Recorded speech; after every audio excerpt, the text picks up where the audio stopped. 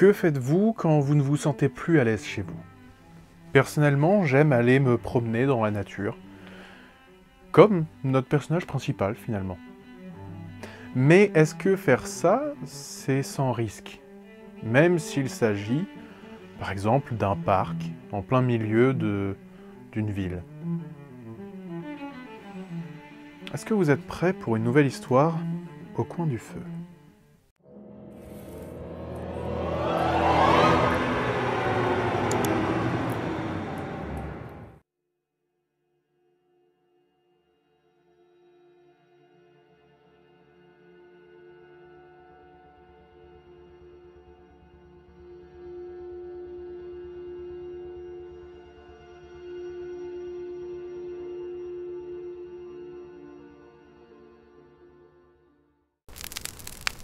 En pleine soirée d'automne, Jared, seul dans son appartement depuis trop longtemps, se décida à aller se promener dans la forêt où il aimait passer le temps quand il ne travaillait pas.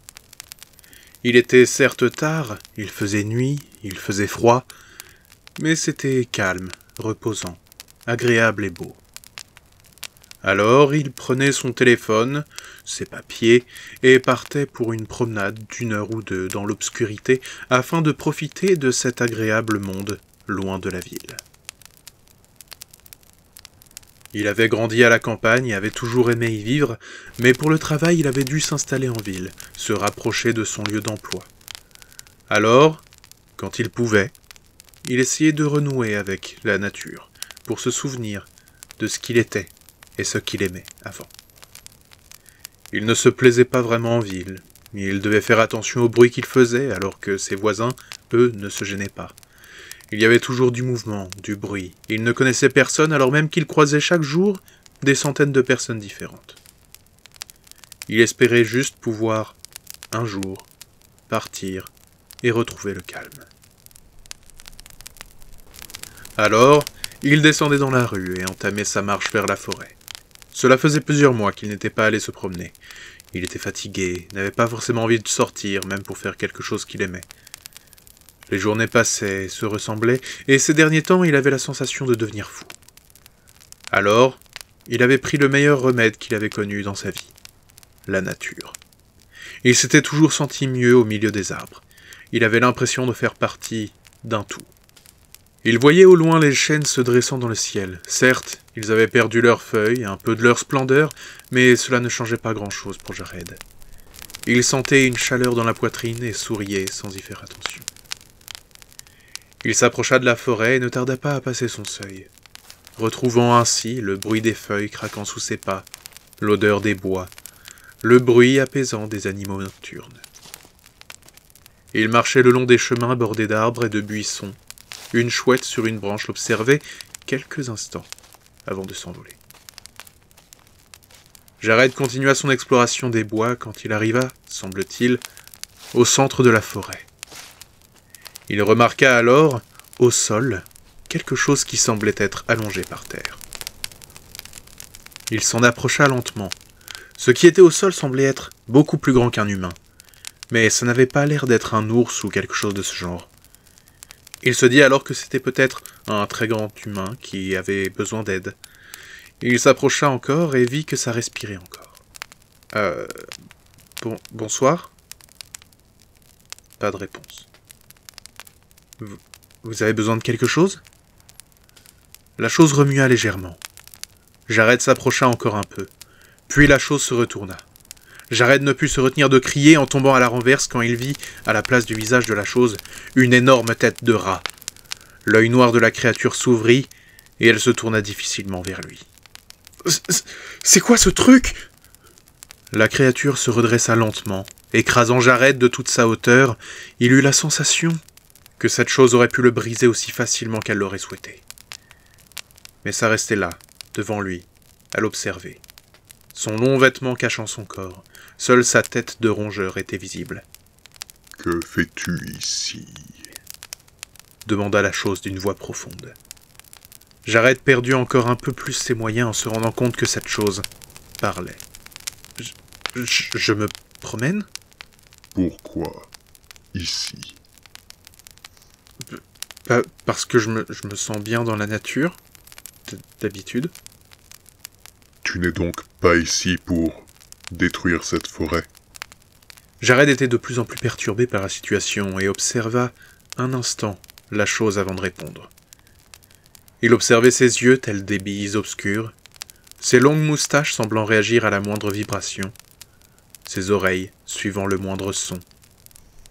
Non, j'aime la forêt, je m'y sens mieux qu'en ville. La créature soupira et sembla légèrement rétrécir. Jared paraissait, cependant, toujours minuscule en comparaison. Il demanda alors « Qu'est-ce que vous êtes ? Vous allez me manger ?» Ce que je suis un des gardiens de la forêt. Et non, je ne vais pas te manger, toi. Les gardiens de la forêt ? Avant les premiers de votre espèce, avant que les animaux n'apparaissent sur ces terres, nous sommes apparus. Les gardiens de la forêt, les gardiens des océans, les gardiens des montagnes, les gardiens des glaces. Nous sommes apparus ici pour créer le paradis que vous n'avez jamais connu. Le lieu de paix et de beauté que cette planète fut autrefois et que vous avez lentement détérioré jusqu'à sa fin. Autrefois nous fûmes comme des dieux, nous faisions grandir toutes choses, nous aidions ce monde de toutes les manières imaginables. Nous étions adorés par vos ancêtres, craints par les autres. Les gardiens faisaient attention à garder un équilibre pour que vous, votre espèce, puisse se développer comme vous deviez le faire. Puis, vous avez brûlé vos dieux, vous avez asséché vos terres, vous avez poursuivi des besoins qui n'en étaient pas. Vous avez créé vos propres calamités en nous détruisant, nous, vos gardiens. Nous avons connu tous les âges. Nous avons vu, vécu, ressenti chaque seconde de vos existences. Pourtant, vous causerez notre mort. Autrefois Dieu, nous sommes aujourd'hui faibles et mourants. Cette forêt jadis couvrait des centaines de kilomètres. Aujourd'hui, c'est un parc au milieu de votre ville. Aujourd'hui encore, 10 arbres y ont été abattus pour construire un magasin vendant la même chose que 3 autres magasins à moins de 500 mètres de distance. Nous, les gardiens, nous vous avons offert le monde comme vous deviez le découvrir. Beau, sauvage, indomptable et aux possibilités sans fin. Vous avez alors choisi, de toutes les possibilités, celle qui y mettrait fin. Nous, gardiens des forêts, n'avons plus la force de nous battre. Alors, nous regardons nos forêts brûler. Mais n'oubliez pas qu'il y a d'autres gardiens. S'ils ont été bons et justes jusqu'à présent, en nous laissant disparaître, sachez qu'ils ne seront plus les mêmes. Car l'équilibre sera brisé. Le regard du gardien se perdit dans les arbres autour de lui. Jared demanda alors « Comment puis-je vous aider ?» Nous aider? Il faudrait que nous puissions retrouver notre puissance, replanter les forêts. Ou bien... Dites-moi, je le ferai. Eh bien, vos ancêtres nous honoraient d'une certaine façon qui nous apportait un peu de force. Cela pourrait fonctionner.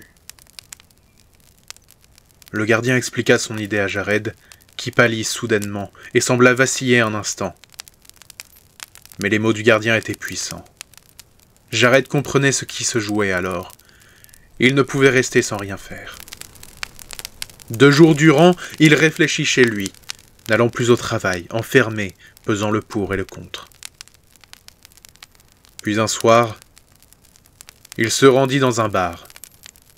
Il repéra un homme qui avait déjà bu plus qu'il ne devait, et s'en approcha. Il lui offrit un verre, puis un autre, puis un troisième, et lui proposa alors d'aller prendre l'air. Ils se dirigèrent vers la forêt alors que Jared faisait attention à bien rabattre sa capuche. Ils traversèrent les bois jusqu'à un endroit où les champignons avaient poussé en cercle. L'homme tituba au milieu du cercle, tandis que Jared lui disait de rester là. Jared se mit à reculer jusqu'à un arbre, tandis qu'il vit la gigantesque silhouette, habillée d'une sorte de long manteau, s'approcher du cercle. La tête de rat apparut dans un rayon de lune. Alors, Jared vit le gardien ouvrir son manteau, dévoilant des dizaines de mains se saisissant de sa victime et le dirigeant vers une énorme bouche aux dents acérées au milieu du ventre du gardien. Le sang giclait dans tous les sens alors que l'homme hurlait de douleur et qu'un effrayant grondement de satisfaction échappait de la créature. Puis plus rien. Le gardien se tourna alors vers Jared et lui dit simplement « À bientôt. » Si l'équilibre est rompu, est-ce que vous seriez prêt à sacrifier une personne? C'est une question qui est particulièrement complexe, même dans un monde surpeuplé. Dites-moi ce que vous feriez, vous. En attendant, j'espère que cette vidéo vous aura plu. N'hésitez pas à me dire en commentaire ce que vous en avez pensé. N'hésitez pas à vous abonner, à partager la vidéo, ça m'aide vraiment.